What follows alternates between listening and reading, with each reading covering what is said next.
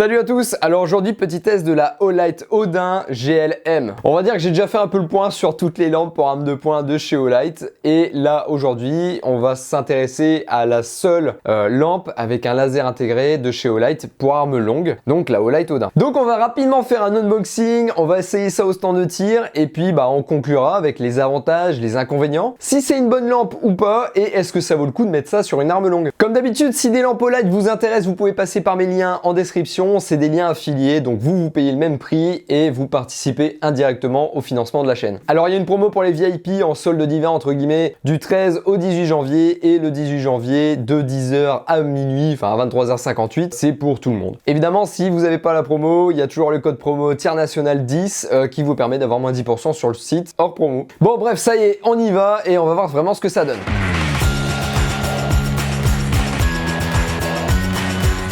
Alors, dans la boîte, qu'est-ce qu'on retrouve? On retrouve les indications de transport, évidemment, parce qu'il y a des petites pastilles pour le transport pour éviter que la batterie soit toujours en contact. On a évidemment la belle Odin, qui est très très belle. Vraiment, l'aspect est vraiment pas mal. Dans le reste de la boîte, qu'est-ce qu'on a d'autre? On a sûrement la commande déportée, qui est vraiment pas mal. Ça a l'air d'être de bonne qualité, en rail Picatinny à l'arrière. Dans la petite boîte là, on doit avoir des accessoires. On va regarder après. Ouais, c'est ça, avec les clés Allen et tout. Clés BTR, pardon. Qu'est-ce qu'on a? On a les Rislan, donc ça, c'est sûrement pour pouvoir attacher le câble de la commande déportée pour éviter que ça balance. Au niveau du montage, écoute, c'est super simple. Donc c'est du M-Lock. Donc le mieux, alors si vous y arrivez du premier coup, vous pouvez visser directement. Si vous n'arrivez pas à directement accrocher le contre-écrou derrière, ce qu'il faut, c'est dévisser pour pouvoir revenir revisser derrière. Ça va se faire très simplement, voilà, comme je le fais là. Voilà, celui-là il était pas bien accroché, donc voilà, on le met dans le bon sens, on le replace, il n'y a plus qu'à le resserrer. Voilà, vous allez le sentir de toute façon si ça s'attache bien. Même chose de l'autre côté, parfait. Alors moi j'ai un garde-main en plastique de chez Magpul, donc c'est quand même un plastique de qualité, mais il n'y a pas besoin de serrer non plus super fort. Moi je conseille de faire de serrer contact plus un quart, généralement ça fonctionne bien. Donc là voilà, ça ne bouge plus beaucoup. Donc on va pouvoir placer la lampe, et puis normalement, ouais, voilà, ça se claque directement. On peut le verrouiller en tournant le petit bouton là, et du coup ça permet de verrouiller le support d'attache rapide. Ça se fait plutôt simplement, franchement c'est pas mal. Bon, écoutez, il n'y a plus qu'à aller essayer au stand de tir.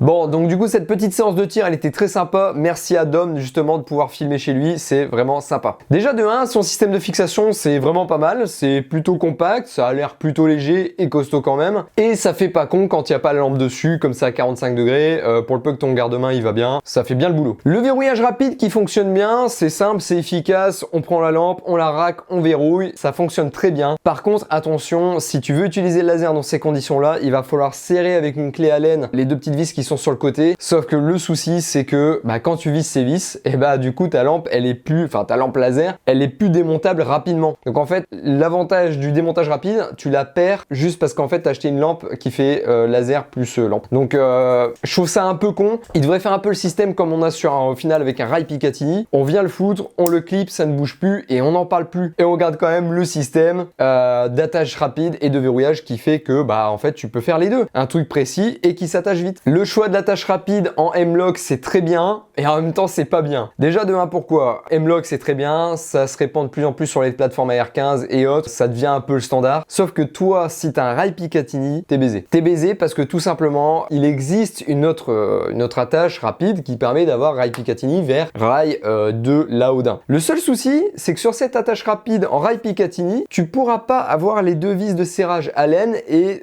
permettre de ne plus faire bouger ta lampe. C'est un petit jeu veux, hein. Mais bon, quand t'as un laser que tu veux commencer à tirer, je sais pas, t'es en arme longue, tu veux tirer peut-être à 50 mètres, on va dire le laser selon les conditions, je pense qu'à 100 mètres, tu peux continuer à le voir. Et bah déjà, si ta lampe, elle bouge un petit peu, même si c'est pas grand-chose, et bah à 100 mètres, tu vas le voir. Et bah si tu l'as avec un rail Picatinny, tu n'auras pas assez de vis à LED et donc du coup, tu perdras toute la précision que tu pourrais avoir avec ce laser. Donc en vrai, si toi, tu as une arme avec 100% rail Picatinny, je te le déconseille quand même vivement. Ça va pas être franchement top, à moins que pour toi, la lampe plus le désignateur laser, c'est vraiment juste pour du tir dynamique à courte distance. Et là, dans ce cas-là, évidemment, on s'en fout que t'aies pas de jeu. Et là où c'est con, c'est que au-delà de ça, ils auraient pu mettre directement une attache rapide en rail Picatinny. Aujourd'hui, mettre un rail Picatinny sur du M-Lock, ça se fait très bien, très facilement, quitte même à le fournir dans le kit de la lampe. Et puis dans ce cas-là, au moins, tu aurais vraiment eu une plateforme polyvalente pour tout le monde qui aille bien. Donc c'est très bien qu'ils soient partis sur du M-Lock, c'est une bonne solution, mais du coup, elle est plus du tout universelle. Et je pense qu'ils ont loupé un petit peu le bon objectif, même si aujourd'hui, moi, en M-Lock, ça fonctionne très bien. Au niveau du laser dans la lentille, c'est très bien parce que ça vient pas en plus de la lampe sur le côté, comme sur la Balder Pro Génération 1. Là, le fait que tout soit intégré, c'est très bien, mais je trouve ça toujours dommage que le laser soit pas au plus proche du canon, surtout que même si c'est déporté, au final, on a quand même un certain offset, une certaine parallaxe. Désolé pour les anglicismes, je sais que je vois dans les commentaires de temps en temps. J'ai un peu réfléchi, mais je pense que pour eux, techniquement, c'est un peu compliqué de pouvoir mettre le laser au plus proche du canon, parce que au final,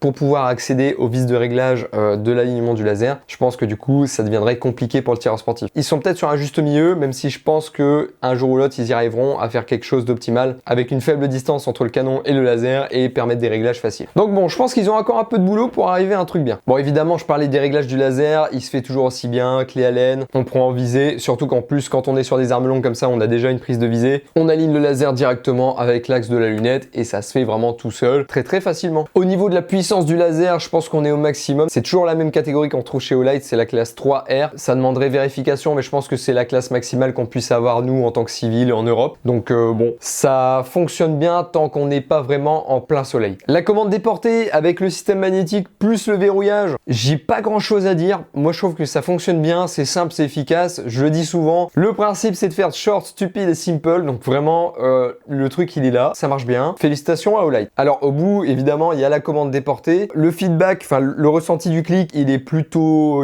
pas mal. Il se fait vraiment sur toute la largeur, même si évidemment sur les bords il faut appuyer un petit peu plus fort. On a quand même une commande qui fait bien 4-5 cm de large sur le profil high, et le profil low il se ressent bien, même s'il est beaucoup plus petit le bouton, il fait peut-être 1 cm, mais on le trouve bien parce qu'il y a un petit profil. Alors moi aujourd'hui la commande déportée je l'ai mise vraiment au niveau du pouce. J'avais essayé de la mettre par en dessous, mais en fait au final c'est chiant parce qu'en fait quand tu viens prendre ton arme, le simple point entre guillemets de ton arme va venir allumer ta lampe, donc c'est un peu chiant. Là aujourd'hui j'ai mis un rail Picatinny, je l'ai mise directement ici et ça fait très bien le boulot, mais le fait de pouvoir appuyer directement ça se fait bien. Et je disais le low on le voit bien grâce au petit rebord qu'on a juste ici, donc ça fonctionne bien. Moi aujourd'hui j'ai un petit peu de jeu sur la commande parce que je pense que mon rail Picatinny a pas mal vécu, c'est le rail que j'utilise pour mettre mon bipied UTG qui est directement rail Picatinny, donc évidemment je pense qu'au fur et à mesure le rail issu ça prend un petit peu de jeu. J'ai essayé sur d'autres rails Picatinny et là j'ai aucun jeu, et une fois que tu l'as mis ça bougera pas. La commande déportée elle est pas mal, et au niveau de la longueur du câble pour la commande déportée, je trouve que c'est une bonne longueur. Je pense que pour celui qui a un gros garde-main il peut même le passer par en dessous, ça ira quand même. Donc ça, commande déportée c'est bien aussi. Donc évidemment par contre si vous l'avez compris, si vous avez un garde-main 100% M-Lock, il vous faudra acheter un petit rail Picatinny pour pouvoir fixer la commande déportée, sinon ça risque d'être compliqué aussi. Et c'est pour ça que j'en reviens au système d'attache en M-Lock. Ils auraient pu mettre un rail Picatinny et ça aurait été vraiment universel. C'est bien, mais je pense que pour tout le monde ça aurait été mieux que ce soit en Picatinny. Après dites-moi dans les commentaires, peut-être que vous voyez la chose d'une façon différente, mais bon, je le comprends et en même temps je me dis c'est con, ça aurait été mieux en Picatinny. Au niveau de la puissance de la lampe, 1500 lumens c'est très bien. Alors évidemment c'est pas de la lampe longue portée. Si vous voulez la longue portée, il me semble que la Odin existe en Odin Turbo. La Odin Turbo c'est tout simplement un optique de LED, c'est-à-dire que la source de lumière ça sera plus une LED, ça sera vraiment un laser, et en fait le laser on va venir écarter le faisceau grâce à une lentille et ça permet d'avoir vraiment quelque chose de très lumineux, alors on va dire d'équivalence, mais du coup comme le faisceau est beaucoup plus serré, beaucoup plus restreint, ça permet d'avoir une portée beaucoup plus longue. Là ça peut être intéressant pour ceux qui veulent faire un petit peu de tir moyenne distance, on va dire avec un AR-15 par exemple, pour tirer à 300 mètres, je pense que ça fait très bien le boulot. Là aujourd'hui celle-là elle fera le boulot aussi, mais avec un spectre beaucoup plus large au début et un faisceau central un petit peu plus plus serrée avec un peu plus de watts. Mais celle-là, elle est très bien pour toutes circonstances, c'est-à-dire bien éclairer l'entourage et avoir un point chaud au milieu. Donc je trouve que la lentille est pas déconnante, c'est pas trop mal réfléchi. Au niveau du sélecteur de tir, on retrouve exactement ce qu'on a sur la Balder Pro R. Bon, c'est un peu ce que j'ai dit à l'unboxing, c'est simple, c'est efficace aussi, ça marche bien, ça ne bouge pas, il n'y a pas de risque que ça change pendant que tu es en mouvement ou je ne sais quoi. Donc ça marche bien. Au niveau de la batterie, alors on part sur de la batterie en 2170, donc c'est beaucoup plus gros que la 18650 qu'on retrouve dans d'autres lampes Light qui sont quand même des batteries qui sont assez costauds. Pour ceux qui connaissent, c'était les premières batteries dans les voitures électriques. Elle est toujours rechargeable, donc ça c'est cool, toujours en système magnétique, à la même place qu'on a de la commande déportée. Ça se charge bien, alors attention, c'est des lampes qui chargent avec un petit peu plus d'intensité, donc si vous branchez ça sur un ordinateur, ça risque de pas forcément charger à fond. Donc n'hésitez pas à charger ça sur un adaptateur secteur, au moins en 2 ampères, je pense que c'est là où ça marchera le mieux. Et il y a un indicateur de batterie faible, alors c'est en vibreur, donc ils ont intégré un vibreur à la lampe qui permet de vibrer. Alors je sais qu'il y a plusieurs vibrations selon un laps de temps pour connaître à peu près le reste de batterie. Je pense qu'il me semble ça vibre toutes les 5 minutes s'il te reste 20% de batterie et s'il t'en reste 10 c'est toutes les 5 secondes ou un truc comme ça, je sais plus. Enfin, le côté vibreur pour batterie, ouais, pourquoi pas. Bon, c'est un système quand même un autre, mais je pense qu'un petit témoin lumineux ça aurait fait très bien l'affaire et ça aurait peut-être pris un peu moins de place. Bon, je pense qu'on a fait un petit peu le tour. Là, je vais vraiment vous donner mon ressenti en tir. C'est un peu mitigé, je vais pas vous mentir. Autant sur une arme de poing, tout ce qui est balle d'air, franchement, je m'éclate avec. Du moment que tu as un pointeur laser, moi sur une arme, la lampe c'est un peu du bonus. Moi je m'éclate. Du moment que j'ai un pointeur laser sur mon arme, je suis content. Au gong, on a, je sais pas comment dire, on a un feeling, c'est beaucoup plus simple. Alors en plus là, avec mon Glock 17 Gen 5, avec l'optique, plus le point vert, etc. Enfin, c'est vraiment hyper efficace. Le pointeur laser en arme longue, du coup, j'ai pas eu le temps d'essayer en moyenne distance. Je suis pas sûr que ce soit très utile à moyenne distance, mis à part peut-être en tir nocturne, à voir. Par contre, j'ai essayé en tir debout, comme vous avez vu, à 15 mètres, en tir dynamique fun. Enfin, j'ai pas eu ce feeling fun que j'ai autant avec les armes de poing, avec les balles d'air, que j'ai retrouvé, ça va lapin, que j'ai retrouvé avec la R15 en tir dynamique. Pour celui qui tire en plus avec un œil fermé à l'arme longue, il va perdre un peu l'intérêt, surtout que généralement, en plus sur les armes longues, on arrive à avoir un beau réticule. Des fois, il est lumineux, etc. Sur la Strike Eagle, j'ai mon réticule qui est lumineux en rouge. Le laser vert, comme évidemment, il va venir devant le réticule, on le voit pas. Donc, pas terrible. Je pense que c'est pas forcément très utile. Ça reste un gadget fun, mais mis à part pour du tir dynamique sur gong, même si, alors à l'R15, ça va être drôle, hein, faire des gongs très costauds, mais j'ai pas eu ce feeling intéressant que j'ai sur les balles d'air. Donc voilà, c'est une des seules vidéos light où vraiment je suis pas convaincu. Après, j'y pense, pour celui qui fait de l'airsoft, ça peut être sympa quand même. Ça peut être sympa, je pense. Donc, ça reste à vous de voir. Je pense que certains trouveront l'utilité à cette lampe, à ce désignateur laser. Moi, aujourd'hui, je suis sceptique. On verra plus tard, je pense. Comme d'habitude, merci d'avoir regardé cette vidéo. C'est déjà la 2e de janvier. La 3e arrive fin janvier, logiquement le 28. On se reverra bientôt. C'est pour l'amélioration du Glock 17. On n'oublie pas Insta, les copains. On est de plus en plus, donc ça fait plaisir. Le petit pouce bleu pour la chaîne, ça aussi, ça fait plaisir. Pour le référencement, c'est bon. Les commentaires, c'est encore mieux. On s'abonne évidemment pour voir les prochaines vidéos. Et puis, bah, on se revoit bientôt. Et puis voilà, hein. Allez, bisous. Qu'est-ce que t'en penses, lapin?